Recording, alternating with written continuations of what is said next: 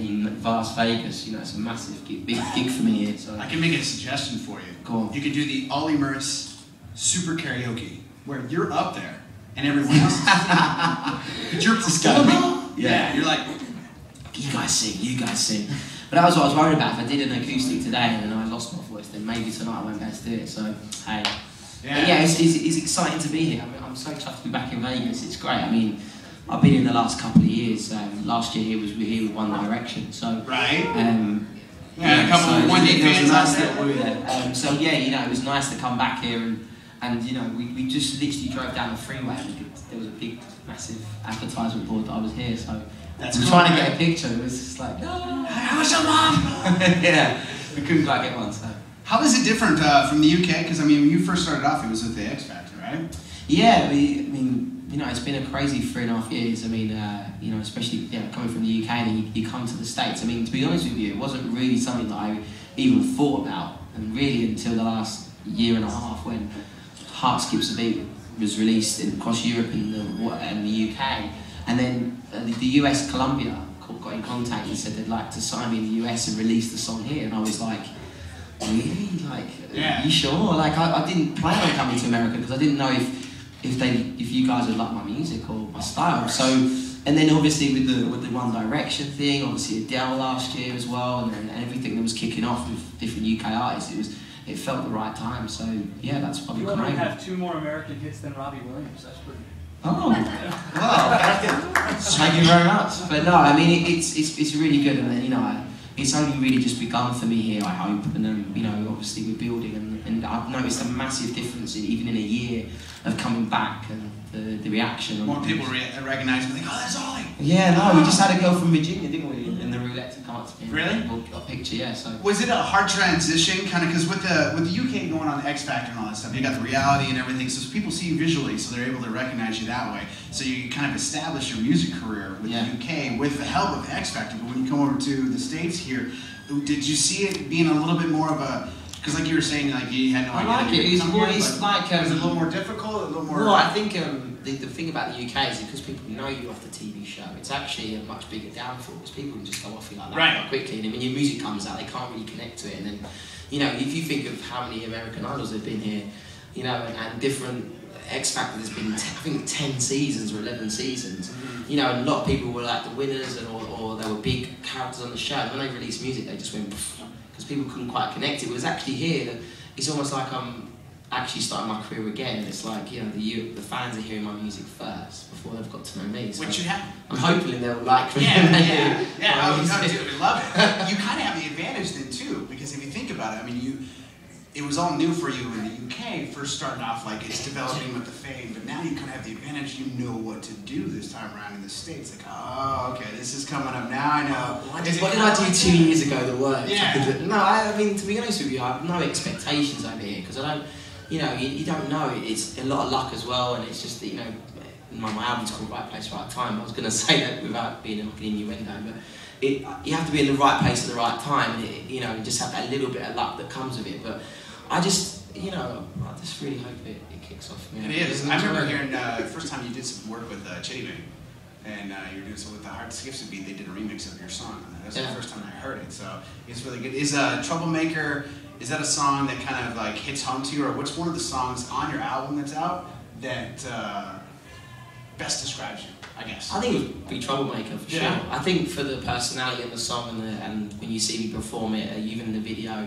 Very much me, you know, I like having fun, enjoying my music, and I like people to enjoy listening and dancing to my music. That's my vibe, really.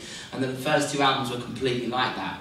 And this one was, of course, but this one's a little bit more mature, I think, a little bit more cooler, and there's a few more songs on it that are a little bit more sensitive and a little bit more heartfelt than previous albums where I did all these happy songs, you know, which is still me. Energy though. Yeah, completely. I mean, I'm full of energy, really, and I think that's one thing my fans always see on stage, and I think people who come and watch me always say that when they walk away, they feel like you look like you really enjoy what you do, and I was like, well, yeah, I do. I love it. It's great. And when you can come to America and do it, it's even better. But I mean, I was touching earlier, like my expectations of America have never been, you know, I just kind of really come over here because I think it's like, I'll put it like this, it's like I've already got a job in the UK and I'm really enjoying my job. Right. And if I could come to the, when you go for a job interview but you've already got one, you go into the job interview and you go, well, we'll see what happens. If it's great, if I get the job, I get the job. If I don't, it doesn't matter because I've still got a job in the UK. So kind of I'm thinking to myself, well, my career's working really well in the UK, I'm enjoying it, I'm coming to the States, let's see what happens. If it all kicks off, great. If it doesn't, then, we'll go back with a sad face. I'm enjoying the sunshine. Yeah, it's ramping up. Is there a difference? Do you find yourself seeing a difference between your UK fans and the United States fans? Yeah, it's really funny on stage. They can't be quiet. The States fans Never can't loud. be quiet. It's honestly weird being in the room and everyone's really quiet. Because normally, when I'm on stage, I'm in also mobile phones, throwing mobile phones on stage. I've never experienced that. Oh, you got it here. Yeah. You got to do the selfies. That's yeah, but they really aim it at you.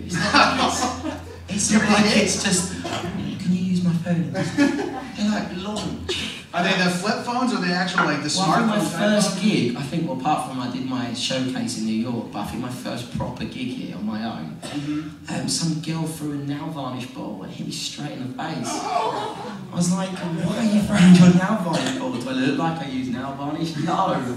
They hit me right in the face. But in the UK, I've never experienced that. And also when you finish a song, and everyone, hopefully they're cheering. So they're cheering, and then it goes quiet, and you get a chance to speak. And then each time I'm talking, they're like, "Oh my God, yeah!" And it's like it just never stops.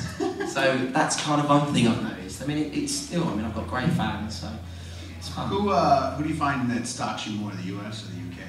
Like you find yourself because I think now with it being noticed. I don't know. I mean, I think in the UK, if we're talking about fans, I think. Who's more approachable? Who's more prone to approach you and be like, oh my God, it's Olly Murs, let me take a picture. Stuff like that. Not necessarily like they're gonna follow you home. No, I'll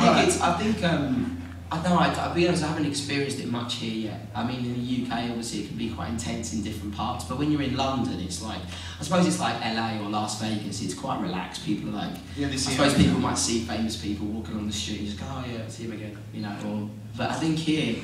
I mean the fans are cool, everyone's really respectful. I think it's only when you're eating your dinner, I always think that's the worst. I think when you're eating, you're halfway through your food. Okay, now I see what I thought you were so I just literally pile it in and go, you got little asparagus. And I mean, if you see me eat, I'm like a horse, I'm like, so That's funny. Is it more difficult for you to do the go guys night out, typical Friday night to the movies? Because I went and saw Gatsby last night.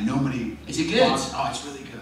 Yeah, see it in 3D. If you guys are gonna see it, no, it's totally jumping. It's 3D. Yeah. It's really awesome. The whole opening credits. I watched Iron Man 3 recently. That's pretty good. I like 3D, and I managed to get 3D TV at home, and I don't really kind of use it, but if I did get a chance, I would.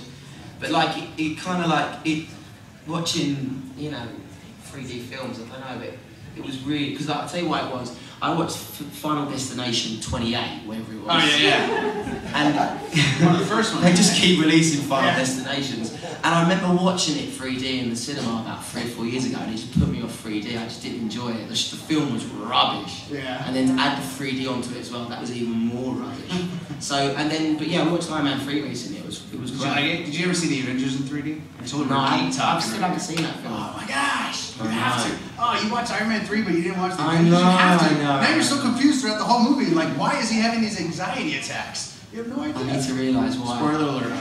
You just spoiled it for me now. No. Didn't spoil it at all.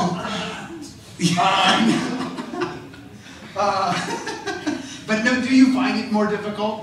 Do you have to plan, guys, we can't go out Friday? Well, if you go, for example, if you're going to go and watch a film at the cinema, you don't go on you don't go on a Friday, Saturday or Sunday, because everyone's off weekends. And obviously Friday evenings, lads are out or the girls are out. So I normally, if I go to the cinema, it'd be best to go sort of maybe Monday, Tuesday, because everyone's at work. It's I'm not going out tonight. So if I do cinema, but most of the time, I mean, you have to adapt when your life changes. It's changed a lot. So there is certain things I can't do, but I think I'm more aware now of what I can and what I can't do. So yeah, is there anything that you miss being from now in the spotlight versus where you were kind of a little bit more hidden? Is there anything that you miss? I think it's going out with my mates and you know, really getting tanked up, having drinks, and just like not having to worry about being on the front cover. Yeah, I mean, there's always that sort of annoying, you're just always a bit paranoid. It's always in the back of your mind that I'm having such a good time with my mates, I'm having a right laugh,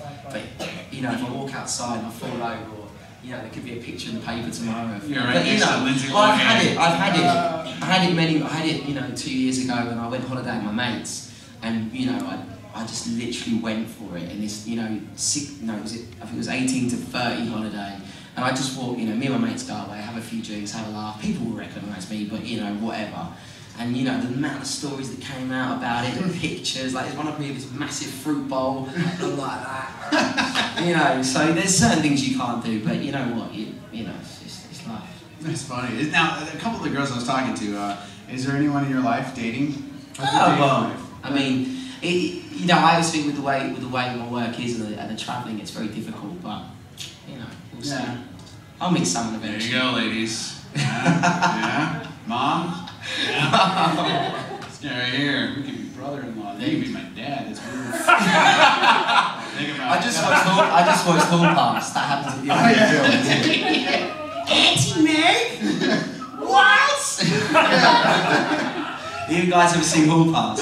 I've only just watched it. I don't know where I've been about 3 years. We're on our own level. Everyone's like, what's going on right now? My food's getting cold.